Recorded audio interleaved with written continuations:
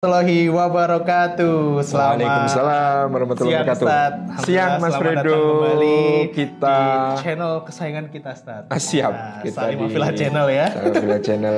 Hari ini kita mau ngapain? Wah, ini ada makanan yang sangat menarik, Ustaz. Penuh akan kesehatan kayaknya. Iya. Apakah ini? Wah, seperti biasa dengan tagline Salimafillah Channel, menjelajah budaya, meneguhkan makna. Kita akan menuju ke sebuah kota di Jawa Timur yang punya tagline namanya Kota Gadis. Wah, dulu itu saya mengiranya kota ini kota yang penuh gadis gitu. Ternyata bukan. Kota Gadis itu kota perdagangan dan industri ya, yaitu Kota Madiun. Ya, Kota Madiun ini punya satu kuliner yang terlanjur lekat dengan nama Madiun. Apa itu namanya? Pecel. Pecel ya, pecel Madiun. Nah, pecel Madiun ini terkenal ya di seluruh Indonesia, di banyak tempat, di banyak kota kita ketemu biasanya penjual pecel Madiun gitu ya. Itu sangat rasanya luar biasa ya. Meskipun sebenarnya pecel itu bisa dari banyak tempat di Indonesia ya. Jadi banyak diadopsi di tempat lain. Ya betul, ada pecel Kediri, ada pecel Pincuk Surabaya, ada pecel Malang, ada pecel Betawi bahkan ya. Ini pecel Betawi saya belum pernah malah. Ada di Sumatera Barat mirip pecel. Nah, tapi pakai bahasa Minang, jadi namanya pical. Nanti kapan-kapan kita bahas juga ada pical. Nah, cuman ketika kemudian kita yang paling terkenal itu pecel Madiun, itu ada sejarahnya kayaknya bahwa ternyata pecel itu lahirnya bukan di Madiun. Wah, ini pasti dari kota saya. Dari mana coba? Dari pasti ke timur, ke barat. Ke barat dari mana? Kalau dari Madiun itu jadi kalau di Babat Tanah Jawi diceritakan bahwa orang yang pertama kali menghidangkan makanan dengan format seperti ini itu adalah Ki Ageng Pemanahan ketika ditemui oleh Sunan Kalijaga. Jogja lagi-lagi. Ki Ageng Pemanahan adalah ayahanda Panembahan Senopati dari pendiri Kesultanan Mataram Islam yang ada di Kota Gede. Jadi Ki Ageng Pemanahan itu ketika Sunan Kalijaga datang menyajikan makanan berupa sayuran yang direbus kemudian diperas airnya. Oh, harus ada diperesnya ya Tante? Waktu itu. Jadi memang direbus dan diperas airnya. Kemudian Sunan Kalijaga tanya, ini makanan apa? Menika gitu ya, kuluban ingkang kula pecel. Ini adalah sayuran yang saya rebus lalu saya peres. Pecel itu waktu itu maknanya adalah diperes airnya gitu. Maka disebut sebagai pecel karena diperes airnya. Nah, kemudian diguyur dengan bumbu. Biasanya bumbunya bumbu kacang. Tapi katanya di luar negeri ada yang bikin ini ya. Pernah Ustaz, ada bule yang bikin semacam salad gitu. Nah, itu chef terkenal loh, namanya Jamie Oliver. Ya, Pak Jamie Oliver itu pernah bikin pecel di videokan dan disebarkan seluruh dunia. Kemudian dia bikin bumbu pecelnya itu bukan dari kacang ditumbuk, bukan dari kacang diulek, tapi dari selai kacang, peanut butter gitu. Itu jadi lucu juga ya gitu ya. Jadi dibully katanya. Nah, makanya ini lucu. Jadi ternyata kalau menurut Babat Tanah Jawi, pecel itu lahirnya di Jogja, di Kota Gede. Jadi masih belum jauh-jauh kita ya kemana-mananya. Dan akhirnya kemudian salah satunya adalah menjadi satu kuliner yang sangat dikenal di Madiun. Apa hubungannya Madiun dengan Jogja, Mas Fredo? Mungkin dulu salah satu. Ini romantis loh ceritanya. Wah, ini setelah kemarin kita membahas romantisme para pahlawan. Ini ada lagi ya? Ada cerita yang luar biasa. Jadi Panembahan Senopati, putranya Ki Ageng Pemanahan yang tadi kita sebut menemukan pecel itu kan untuk memperluas wilayah Mataram, salah satu gerakan untuk menaklukkan wilayahnya dia pergi ke timur. Dia pergi ke timur. Nah, salah satu daerah terkuat di timur yang belum mengalami atau belum mengakui kedaulatan Mataram itu adalah Madiun. Madiun ini dipimpin oleh salah seorang putra bungsu dari Sultan Trenggono. Namanya adalah Panembahan Ranggajumena. Ranggajumena, putra dari Sultan Trenggana di Demak. Nah, Panembahan Ranggajumena ini didukung oleh pasukan dari pesisir, Tuban, kemudian juga Gresik, kemudian Pasuruan, kemudian Malang, bahkan Surabaya. Semuanya berkumpul di Madiun untuk melawan invasinya Panembahan Senopati karena dianggap kami kekuatan pesisir pelabuhan-pelabuhan merdeka nggak mau tunduk kepada Mataram yang sebuah kerajaan pedalaman.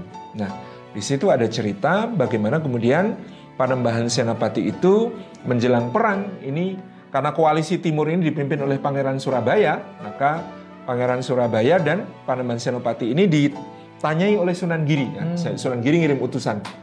Panembahan Senopati, Pangeran Surabaya, namanya Pangeran Jayalengkara, ketemu dulu. Habis ketemu, ditanya. Wah, menarik. Kalian berdua, milih isi apa milih wadah? Wah, ini pertanyaannya, milih isi apa milih wadah? Panembahan Senopati itu tawadhu. Dia mengatakan, Adi Surabaya, Adi Jayalengkara, silahkan pilih duluan. Nah, kemudian Pangeran Jayalengkara mengatakan, saya pilih isi. Isi itu inti. Wadah buat apa kalau tanpa isi? Gitu kan. Dia pokoknya saya pilih isi. Terus Panembahan Senopati mengangguk sambil tersenyum. Kalau begitu saya pilih wadah karena isi sudah diambil oleh Adi Surabaya. Pulang. Maknanya apa ini? Nah, kaget. Ketika kemudian utusan lapor Kanjeng Sunan Giri, Pangeran Surabaya memilih isi, Panembahan Senopati memilih wadah. Bagus. Senopati pintar. Kalau milih wadah itu artinya negara. Kalau dia punya negara, isinya akan datang masuk ke dalamnya, gitu ya. Dipikirnya, jadi kalau dalam soal kenegaraan, wadah lebih penting karena dengan adanya wadah nanti isi akan masuk, isi akan datang, gitu ya. Sudah benar Panembahan Senopati milih wadah. Maka kemudian Sunan Giri mendoakan mudah-mudahan Panembahan Senopati dikaruniai kemenangan. Masya Allah.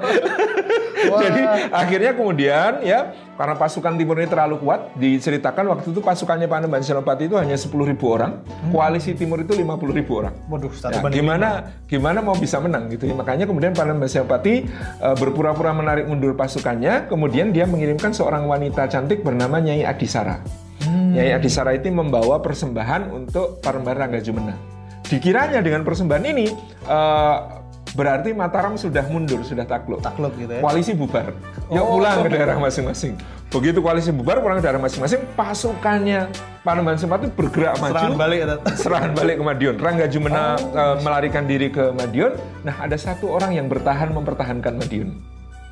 Namanya Retno Dumilah. Wah, ini adalah putrinya Ranggajumena alias cucunya Sultan Trenggono yang terkenal cantik jelita dan sangat sakti. Maka dalam babat diceritakan mereka bertarung antara Panembahan Senopati dengan Retno Dumilah yang mempertahankan Madiun. Tapi lucunya dalam peperangan tersebut mereka saling jatuh cinta. Bisa ya? Berperang tapi saling jatuh cinta. Dan akhirnya kemudian Retno Dumilah dinikahi oleh Panembahan Senopati. Karena udah dinikahi jadi takluk ya, Tat? Akhirnya itulah Madiun takluk. Dan sampai waktu-waktu berikutnya Madiun ini adalah daerah yang termasuk paling setia kepada Mataram. Termasuk nanti ada cerita bagaimana pada masa Sultan Hamengkubuwono II, Bupati Madiun itu namanya Ronggo Prawidirjo III. Ya, Ronggo Prawidirjo III itu yang akan menjadi panglima perang yang sangat tangguh dan melawan Dandeles. Sempat ada pemberontakan. Nah, Ronggo Prawidirjo III ini gugur dalam pemberontakannya pada masa Sultan Hamengkubuwono II. Tapi dia punya anak yang akan jadi panglima perangnya yang paling dahsyat di barisan Pangeran Diponegoro. Namanya Sentot Alibasa. Prawidirjo. Ternyata hubungannya sampai ke situ. Iya, sampai ke situ. Kemudian ada cerita lagi bahwa Pangeran Diponegoro itu menikahi putrinya Ronggo Prawidirjo. Jadi Pangeran Diponegoro itu menantu Ronggo Prawidirjo alias beliau adalah kakak ipar dari Sentot Alibasa Prawidirjo. Tapi kalau ditarik ke tengah, ya kita baru ngomongin ujung ke ujung. Nah, ada tengahnya. Iya, ada tengahnya namanya Ronggo Prawirosentiko, penguasa daerah Madiun ini. Pada masa pemberontakan Pangeran Mangkubumi sebelum bertahta sebagai Sultan Hamengkubuwono pertama, menjadi pendukung setia juga. Wah. Nah, Ronggo Prawirosentiko ini punya seorang adik perempuan, namanya Ratu Ageng Tegarjo yang nanti akan membesarkan Pangeran Diponegoro. Jadi neneknya ya, Sat ya? Iya, itu nenek buyutnya Pangeran Diponegoro. Permaisurinya Sultan Hamengkubuwono I itu bersaudara dengan Ronggo Prawirosentiko alias penguasa Madiun. Jadi luar biasa gitu. Tapi kalau kita ngomong terus kapan makan? Ya kita menikmati ya apa ini namanya pecel Medion. Nah pakai ini sendok, Ustaz? ya salah satu cirinya pecel Medion Mas Fredo. Gimana, Ustaz? Ini adalah bumbunya ini agak encer ya. Kemudian sayurannya lengkap, ada kenikir, ada bayam, biasanya ada kembang turi, kemudian ada kecambah, ada kacang panjang, ada ini apa namanya mentimun. Nah ini biasanya diguyurkan di atasnya. Di atas sayurnya ya, Tad ya? Ya, wah ini agak kental nih mungkin karena sudah terlalu lama menunggu kita menikmatinya ya. Masya Ya, Allah. ini adalah Ini kayak di film Ya. Master Chef nih ya. This is it. Gitu. this is it. Jadi kita tuang sambal pecelnya. Nah biasanya kalau bumbu pecel Madiun itu katanya lebih pedes ya, Tad? Biasanya pedas. Berbeda dengan pecel Jogja yang lebih manis ya. Warnanya juga nanti kalau pecel Jogja warna bumbunya lebih coklat. Oh, laki-laki ya, Ustaz ya? Iya. Filosofi Jogja lebih kan coklat, lebih kental. lebih gitu ya. kental. Ini lebih terang warnanya, agak kekuningan ya.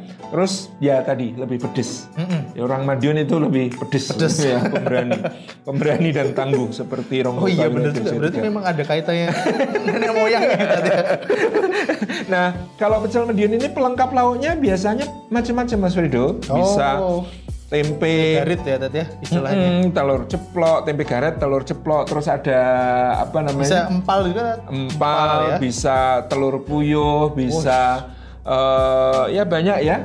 Kadang-kadang sekarang malah tambah ada bakwan atau di Madiun disebut OTOT. Ya, kemudian ada tempe mendoan dan lain sebagainya. Tapi salah satu yang selalu harus ada di pecel Madiun adalah rempeyeknya. Payeknya katanya yang lebih sohek bukan yang kacang ya? Ya bisa kacang, bisa kacang juga juga, ya? bahan-bahan lain, bisa kedelai, bisa gang. Tapi biasanya selain rempeyek ada satu lagi yang kriuk-kriuk. Apa itu, Ustaz? Kerupuk uli, ya yang dari beras atau legendar, legendar, ya, itu ya, juga bisa. Jadi ini adalah kelengkapan. Ini makan pecel Madiun itu harus ada bunyinya, kriuk kriuk gitu, gitu ya. Yuk kita mulai. Beda sama itu ya, Tad ya, koya yang diremuk gitu ya? Oh beda, ya nanti koya itu lebih ke timur. Nanti kita kapan-kapan akan bahas tentang koya. Yuk teman-teman kita nikmati. Bismillahirrahmanirrahim. Jadi ternyata dari pecel aja kita banyak bisa cerita, dapat cerita ya. Banyak cerita sejarah. Dulu sebelum kalau misalnya kita naik kereta dari Jogja ke Surabaya, itu salah satu yang ditunggu itu adalah kalau pas lagi transit ke Madiun, San. Itu kan jadi dulu ada penjual pecel masuk pakai pincuan. Iya, pakai pincuan. Enak banget itu. 10.000 kenyang, San. Bukan, kalau saya nggak kenyang sih 2 bungkus. Tapi itu enak pecelnya. Enak banget. Jadi tapi kan sekarang agak sulit ya, Tad ya, gitu. kalau masuk pedagangnya. Iya, sebenarnya sekarang udah dilarang ya soalnya. Ya, tapi kita bisa sebenarnya tetap menikmati. masih bisa saat kita kan masih ada istirahat 10-20 menit gitu kan di stasiun Madiun, kita turun bentar. Mintanya di pagar-pagar itu, Ustaz. Itu bisa ada yang jualan di situ. Kita cobain ya, Masya Allah. Ada daun kemangi ya, dan kemangnya bikin seger. Dan kemang ini bermanfaat banget untuk bawah badan ya, jadi bagus gitu. Kacang panjang. Mas Fredo tahu kenikir ya? Tahu, Ustaz? Ya, ini kenikir ini rasanya dan ada bau sengirnya khas ya. Jadi dia menambah aroma dan rasanya jadi lebih kaya gitu. Ini payeknya juga mantap dicoba. Udah harus ada bunyinya, kriuk-kriuk gitu. Ya kalau payeknya sudah melempem nggak bisa. Enak banget, Mas. Wah. Kacang panjangnya juga enak. Ini bumbunya pedes, pas sesuai Madiun, tagline-nya Madiun. Nah, Madiun ini juga daerah peradaban yang sudah cukup tua dihuni, Mas Fredo. Oh gitu, Ustaz. Jadi salah satu daerah yang kemudian dahulu menjadi perhentiannya Empu Sindok ketika mengungsi ke Jawa Timur karena Gunung Merapi meletus ya. Tahun ke timur ya, Tad? Ya, perginya ke timur. Itu daerah di Madiun gitu ya. Nanti ada apa namanya sebutan daerah yang menjadi ibu kotanya. Masya Allah. Tapi memang seru ya membicarakan soal namanya makanan itu, bahkan kita ketemu sama sejarah yang tadi ada romantis-romantisnya ya. Iya, dari pertempuran bisa jatuh cinta satu sama lain. Jadi sama teman-teman yang Ikhwan Ahwat yang suka bertempur.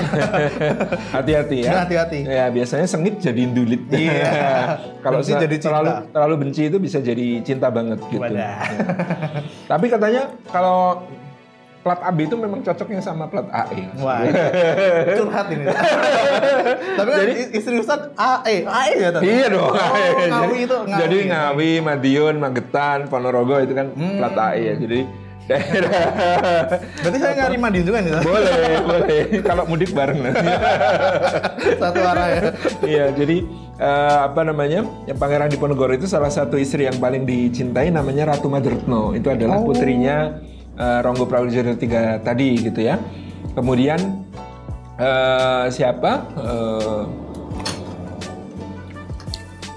ini Pangeran Mangkubumi, Sri Sultan Hamengkubuwono pertama ya, istrinya yang paling tangguh, yang mujahidah yang luar biasa. Nenek buyut Pangeran Diponegoro yang terampil berkuda, bisa memanah, pakai senjata, mainkan bedil gitu ya. Kemudian juga sangat fasih dalam sastra, multitalenta sekali dan menjadi pendidiknya Pangeran Diponegoro itu juga dari itu kan gitu ya, dari beliau ya. Kemudian tadi ada Retno Dumilah yang cantik jelita yang ya dari Madiun, putri Madiun. Teman-teman putri di Madiun. Jadi kalau pulang strong harus di strongin lagi. Iya. Ini enak Mas Perindo. Ya memang kita karena masih kondisi pandemi, kita menikmati pecel Madionnya dari Jogja. Yeah. Kita bawa ke tempat asalnya tadi karena Sunan Kalijaga dan Ki Ageng Pemanahan ada di sini menikmati pecel untuk pertama kali. Jadi kita napak tilas ya. Napak tilas bagaimana pecel ini lahir di Kota Gede kemudian menjadi terkenal di Madiun. Gitu. Oke Mas Perindo, kayaknya kita harus nerusin makan. Teman-teman juga selamat berpetualang ya. Makan pecel pagi-pagi atau siang-siang. Ya, malam juga nggak apa-apa sih. Tetap sehat. Ini salah satu menu yang paling sehat karena ada sayurnya, ada protein nabati, ada hewani juga ada gitu ya. Masya Allah. Ya, selamat menikmati teman-teman. Kita pokoknya di channel kita terus di Salim Afilah menjelajah budaya meneguhkan makna. Pokoknya jangan lupa like, comment, and subscribe. Jangan lupa hidupin notifikasi ya, lonceng cendingnya itu. Biar nanti teman-teman bisa segera dapat info terbaru kalau misalnya ada video-video yang baru dirilis. Oke. Pokoknya terus simak, jangan lupa untuk subscribe dan selalu pantengin terus IG dari Ustadz Salim Afilah gitu ya. Pokoknya nanti akan ada info-info terbaru. Dan kalau misalnya ada yang mau pesan buku boleh juga ya tadi. Boleh juga gitu. Nanti kontak ke WA yang insya Allah akan kita share gitu ya. Jangan lupa untuk terus sehat dan optimis menghadapi masa depan. Bersandar tawakal kepada Allah. Baik, terima kasih. Assalamualaikum warahmatullahi wabarakatuh. Waalaikumsalam warahmatullahi wabarakatuh. Ini Mak News.